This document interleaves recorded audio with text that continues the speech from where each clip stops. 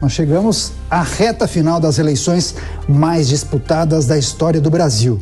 Lula e Bolsonaro disputam cada voto possível. E você que nos assiste, quem chegou melhor até aqui? Vamos começar esse debate? Marco Antônio Costa, eu começo com você. 2 minutos para você, Marco. Como você avaliou a campanha dos dois? Tá fácil para quem está indeciso tomar uma decisão agora? Boa noite, Daniel. Boa noite, César, e a toda a audiência aqui da Jovem Pan. É um dia muito importante, né? Principalmente porque marca essa reta final do período eleitoral. Primeiro, eu gostaria de frisar que as duas campanhas, em termos de comparação, acho que não dá para nem comparar o nível de campanha de uma para outra, né? A gente tem, de um lado, Janones promovendo fake news à torto e direito, promovendo calúnia, difamação, injúria nas redes sociais, mostrando realmente o esgoto que tem sido a mobilização da esquerda para tentar desconstruir, para tentar desumanizar a qualquer custo, não só o Bolsonaro, mas todo mundo em volta do Bolsonaro. A Michele, até mesmo Nicolas Ferreira, todo mundo que apoiou os filhos do Bolsonaro entraram, né, dentro desse esgoto de campanha que foi promovido pelo Janones, que é o grande coordenador das campanhas digitais do PT. Mas não é só isso, né? É a desinformação, é a falta de programa de governo com detalhes, é a não nomeação de ministros que podem sim configurar o próximo governo do PT se acontecer esse descalabro. Então a gente tem um voto em branco, um cheque em branco para o esquerdista, para o petista, para o socialista. Você tem o Haddad aqui em São Paulo falando em desapropriação por meio de uma cartinha. Por meio de uma cartinha, ele desapropria o que ele acha na cabeça dele, que é terra improdutiva. Quer dizer, a esquerda radicalizou muito o discurso. E eles sempre vêm com essa entonação, com essa conotação de que são democráticos, vestem branco, mas defendem aborto, desmilitarização da polícia, defendem o desencarceramento da população carcerária, dos presos provisórios. 30 segundos, Marco. É cada coisa absurda que você vê de um lado e do outro. O Bolsonaro fez uma campanha propositiva, mostrou o que tem sido feito na economia, mostrou a agenda e o plano econômico que continua com o Paulo Guedes.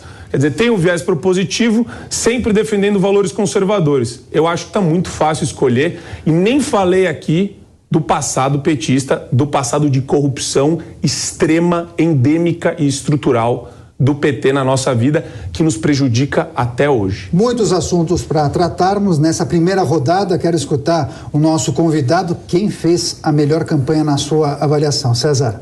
Daniel, obrigado, querido. É um prazer participar do Opinião. Marco, é um prazer debater contigo. Obrigado à Jovem Pan pelo espaço. Veja, eu acho curioso falar de retidão e de lisura, na medida em que você tem um presidente que te diz efetivamente, abre aspas, que pintou um clima entre ele e adolescentes de 14 anos. O Bolsonaro efetivamente diz isso. Entre outras coisas, que ele preferiria o próprio filho morto se o filho fosse gay, ele utilizou arrobas para falar de negros, ele, enfim, diz que a única filha que ele tem mulher nasceu mulher porque o pai fraquejou no momento da concepção. Curioso, no mínimo, que esse tema seja abordado dessa forma, exigindo retidão, lisura e hombridade, e que todas essas características estejam ausentes precisamente da campanha petista, quando é o Bolsonaro que efetivamente diz tudo isso.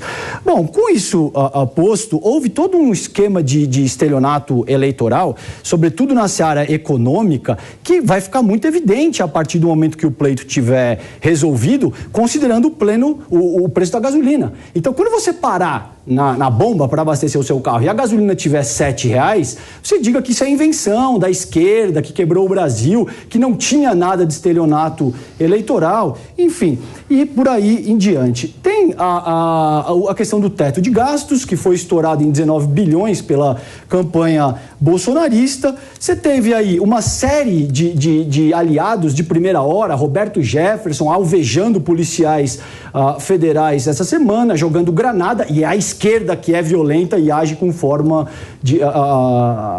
calcada em impropérios. Isso é que é extremamente curioso. Você tem, já que você citou o Janones, eu não ia... Honestamente, Marco, para ser totalmente transparente contigo aqui, existem coisas da abordagem do Janones que eu, apesar de ser de esquerda, não aprovo e não gosto, porque precisamente se assemelham com o que a extrema direita faz por vezes, e eu acho isso lamentável. Agora, já que você trouxe isso à baila, tem o próprio Janones e o Paulo Marinho, né, que era aí um aliado do próprio Bolsonaro, anunciando uma revelação bombástica para daqui a pouco no que diz respeito ao próprio Bebiano. Quem está melhor? Existem um sem número de Datafolha, Quest, PESP, que demonstram o Lula algo como 5 ou 7 pontos percentuais na frente. Isso deve dar 7 ou 8 milhões de votos nesse domingo. Marco Antônio Costa deve ter muitos elementos para rebater as declarações do seu oponente. Agora, Marco, se a avaliação do eleitor levar em consideração os legados de Lula e Bolsonaro, quem deve levar melhor? Tá fácil, hein, Daniel? Tá muito fácil. Mas eu vou aproveitar, antes de responder a pergunta do Daniel, levantar alguns pontos aqui da fala do César. Principalmente, primeiro, porque a tentativa de desumanização a gente consegue enxergar na fala do César e é preocupante, porque, vejam só, né? Antes da primeira campanha do Bolsonaro, ele era racista, misógino, que mais? Xenofóbico. A gente pode elencar aí uns 4 pontos. E o pessoal, né, nesses últimos 4 anos, não viu absolutamente nada disso em qualquer tipo de ação do governo, em qualquer tipo de política pública, muito pelo contrário. Né? Um país próspero economicamente e uma pessoa que defende a liberdade de todos indistintamente, né, é exatamente o oposto de alguém que persegue minorias. Mas a esquerda preza pela cultura do medo e pelo ódio, né, a uma pessoa com o intuito de desumanizá-la, promovendo o medo entre grupos sociais. É assim que a esquerda consegue prosperar historicamente.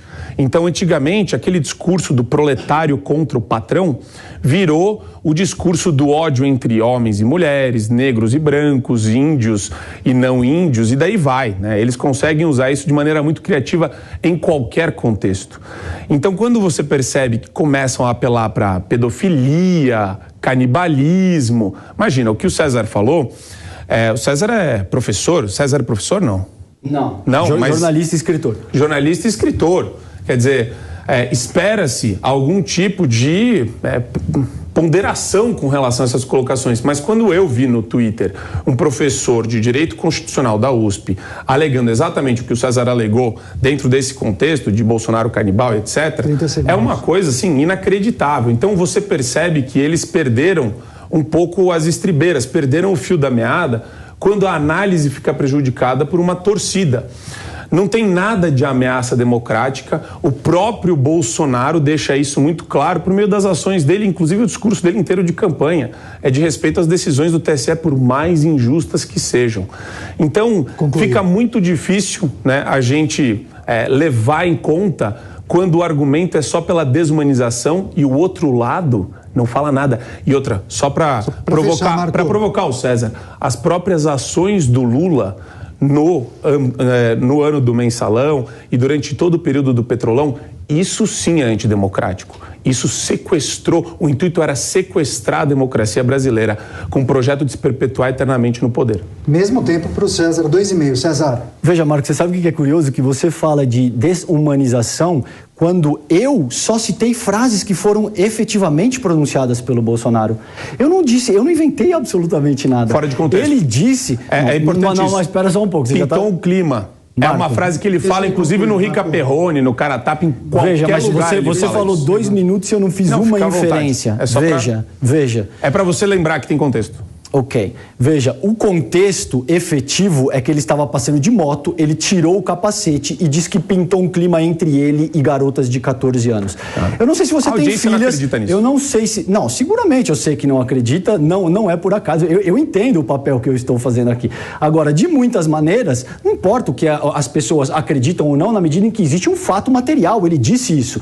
E veja que quando eu te exponho essa materialidade... Você diz que se trata de um processo de desumanização. Ou seja, você mesmo reconhece que as falas do próprio Bolsonaro não caracterizam uma atuação humana. Que utilizar arrobas para falar... Ou você vai me dizer que ele não disse isso? Para utilizar arrobas, arrobas para falar de quilombolas, você tem toda a razão, não caracteriza uma atuação humana. Falar que a tua única filha mulher nasceu mulher porque o pai fraquejou no momento da concepção, você tem razão, não caracteriza uma fala humana. Dizer que você preferiria o teu filho morto caso ele fosse gay, você tem amigos gays? E, de fato, não caracteriza uma fala humana. Você tem amigos negros nessa medida? Como é que você se sentiria se você fosse... Isso é tática, pessoal.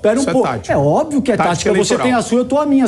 E eu tenho a minha. A despeito disso, eu não estou te interrompendo. E você já me interrompeu 5 vezes durante a minha fala, os meus 2 minutos. Você falou 2 minutos e eu não fiz uma inferência sequer. Fica à vontade. Eu deixei você se articular até o fim. Fica bem à vontade. Nessa medida, veja que os argumentos que eu usei não foram inventados, eles foram falas proferidas pelo presidente da República para o Marco caracterizou um processo de desumanização.